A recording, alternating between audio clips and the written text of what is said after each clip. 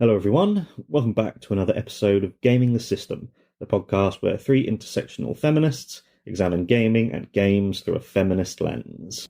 Today, I am your host, Matt, and I'm with my friend, Jem. Before we get started, if you want to support us, you can subscribe to our Patreon at patreon.com/gamingthesystem for some exclusive content, or you can send us a one-off donation via PayPal to our email address, wearegamingthesystem@gmail.com. So, today we are back in our first recording after our lovely break. We thought Jem and I would try our hand at a reaction video, and the perfect opportunity has come up. We're going to do it on the recently released Last of Us 2 Season 2 trailer. So, I haven't watched it. Have you watched it, No, Jem? I haven't watched it yet either. Oh, exciting. So we're going to get our first reaction, just going to watch it through, and then we'll talk about it, because obviously we both played the game all the way through. We have a rough idea of the horrors that are in store, and it'll be interesting to see how they make it so much worse and more horrible in live action. So, let's begin. Clicking on the share screen so that...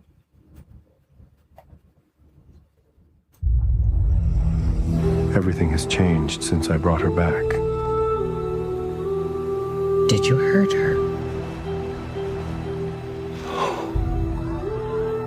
And what? What did you do? Joel Miller. Who are you? I am your consequence. I don't care.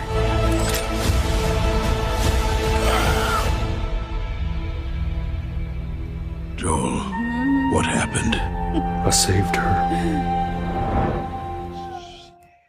Oh, I'm so scared.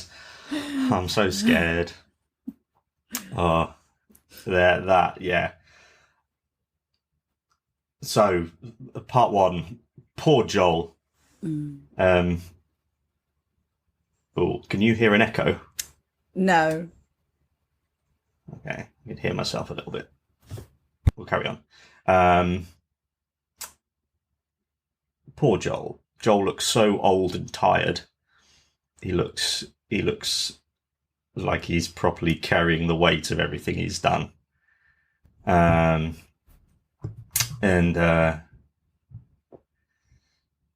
Yeah, I'm so worried. Because they've said that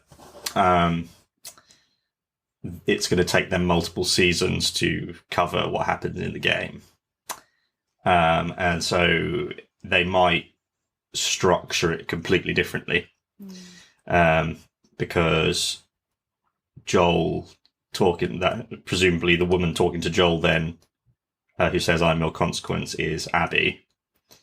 And they don't have a polite conversation between them. It just immediately goes, "I'll save you," and then This is a spoiler review, so everyone, you've got 3 seconds to pause and go away before we do this. Beating Joel to death with a fucking golf club, and that scene was intense in the game. Actually, I'm not sure that I want to see it in live action, as it was difficult to watch in the game, and I've really connected with the live action characters. I think, I'd really connected with the game characters, but I've connected even more with the live action characters, so I think that will be harsh. I don't know though, because that happens very early on in the game, in the second Last of Us, doesn't it? That whole scene. So, but whereas from this trailer, it almost feels like we might not get to that bit until towards the end of this second season. Which is fine, because there's quite a lot of, in the game, there's quite a lot of flashbacks, aren't there, that fill in the gaps of what's happened up until where you are when you play. So perhaps they're going to run this more chronologically, in which case maybe we might not get to that until the end of this season. Yeah, because the journey that Joel and Ellie go on, because I think it's a 4-year gap between the first game and the second game, and their relationship through that is so interesting and so complex and so fucking tragic. And we get to see one thing I remember clearly from after Joel's dead, and then Ellie and Dina are about to head out. They go and they walk through Joel's house. And it's so clear that he has found a level of peace and comfort where he is. Because the first thing you see is tons of flowers out the front. And then you go in and you see all his terrible DVD collection. Yeah. And you see he's made his own guitars, and he's put the watch that he with the bullet on it from when his daughter was killed, he's put it away in a nice little safe box. So on that side of thing, that's beautiful. But the thing he cares most about is Ellie and their relationship for those 4 years. You can see it on his face. Yeah. How much that has worn on him. Yeah, absolutely. And I think I'm intrigued to see more about that. I'm hoping they're going to explore that in more detail in the series, because they don't explore it in that much detail in the game, and which is good, because I think there is a thing. I was listening to a podcast the other day where they were talking about, cutscenes are just too long. That like some cutscenes can go on for ages. So I think in one example I read about, they were saying the end cutscene of, I cannot remember the name of the game, but it was 30 minutes long or 40 minutes long, and that's probably Metal Gear Solid. Yeah. Yeah, So, like that. and I think that has some. I'm not saying I don't like cutscenes, because I do, because they help you kind of get into the story, but they can also be quite jarring, like when you're in the middle of playing and then suddenly go into this really long cutscene, and then you come out and now you're beating up more monsters, and it can be a little bit jarring. And so I'll be really interested to see if they can explore some of what happened between Joel and Ellie in more detail than they did in the games. I'm looking forward to that. Yeah, because it's TV is just one long cutscene after another, and with gaming, the focus is on playing and interacting, and so it's a fine balance between how you do exposition, because exposition can be done during gameplay. It doesn't have to be things like the walking through Joe's house is show me, don't tell me. Yes. And the sign of poor writing is when there's no silence, there's no stillness. It's just word after word after word of pointless babble. Yeah, absolutely. Yeah, and I think talking about action that you said about, that was something that I feel like that was missing from that trailer. We didn't see any action really. We saw a couple of, we saw the sort of flashbacks to the hospital, and we saw a couple of the zombie monsters, the clickers and stuff. But yeah, is it going to be more about? Is the focus going to be on their relationship and less on the action side of the show? One of my criticisms of the last season was that the violence wasn't distinct enough. It wasn't. It was very sort of normal. It was sort of nothing we haven't seen before. Whereas the foundation of the second game is extreme violence, and not just physical violence, but mental torture, and really horrifying things that if you take those things out of the game, then the game doesn't make as much sense. Because, and I don't think they're not going to have a choice with including that kind of violence in these coming seasons, because of what, if beating someone to death with a golf club, that's an extremely distinct and extreme kind of violence. And it's going to be happening to Pedro Pascal, who is the most lovely person ever.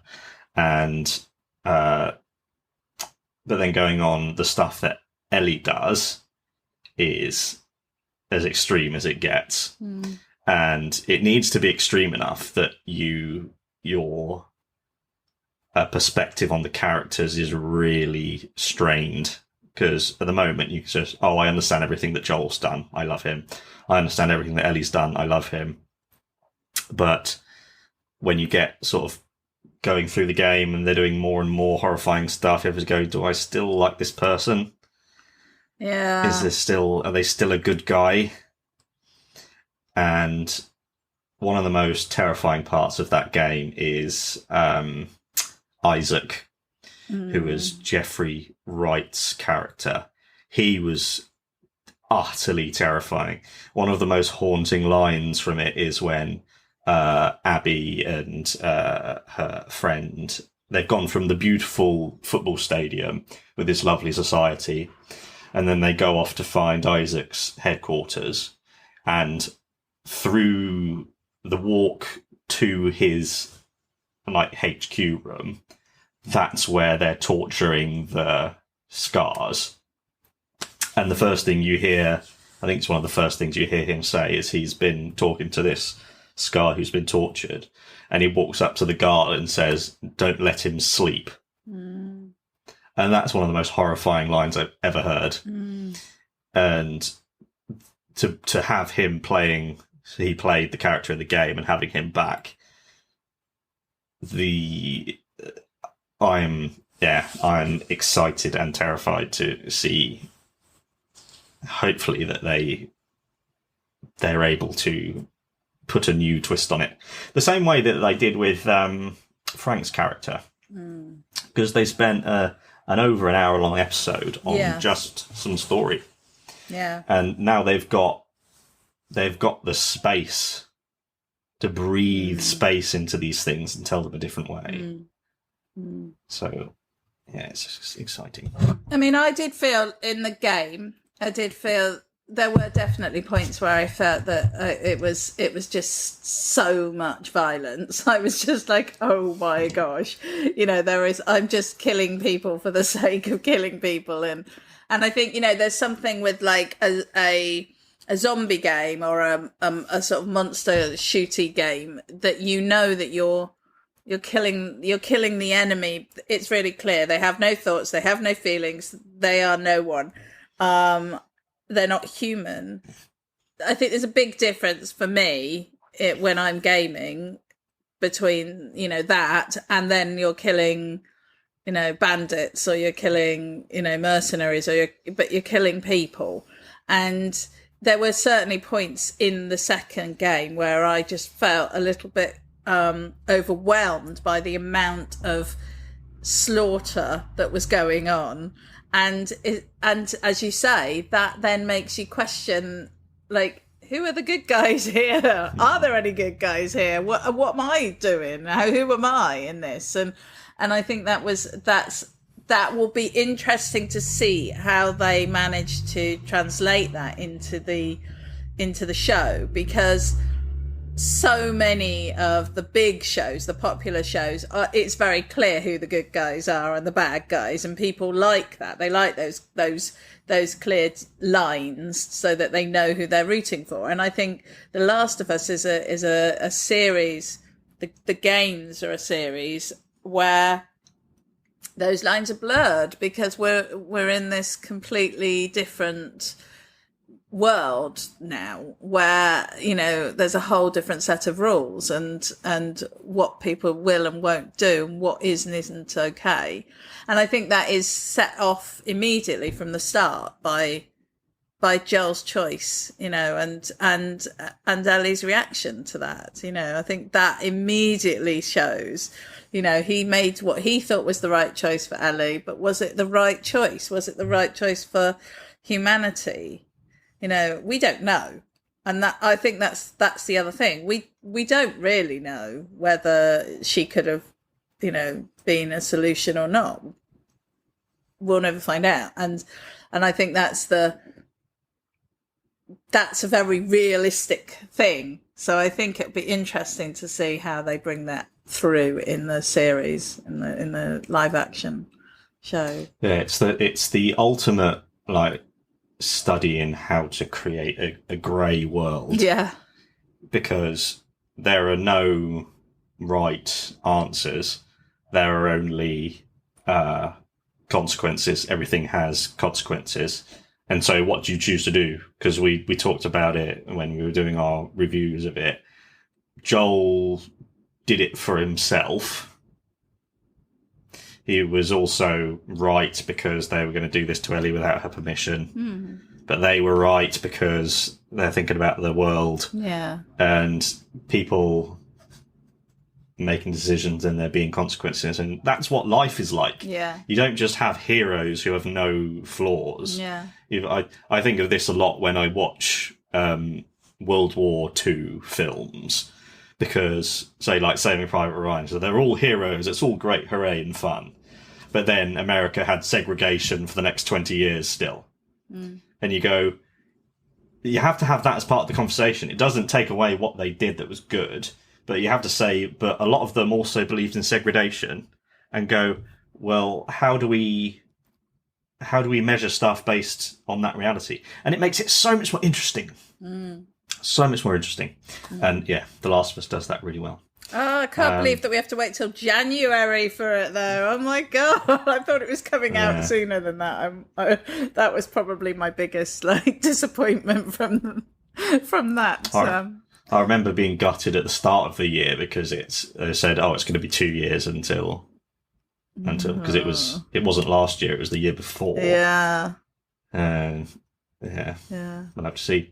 Thank you very much, Jam. That was really interesting, really exciting. Our first ever reaction video, and hopefully more to come. And until next time, everyone. Bye bye. Bye bye. We hope you enjoyed that episode of Gaming the System. If you want to support us, you can donate to us through our PayPal by sending it to wearegamingthesystem@gmail.com if you want to send us a one-off donation. If you want to donate to us monthly, you can subscribe to our Patreon at patreon.com/gamingthesystem. Until next time, bye-bye.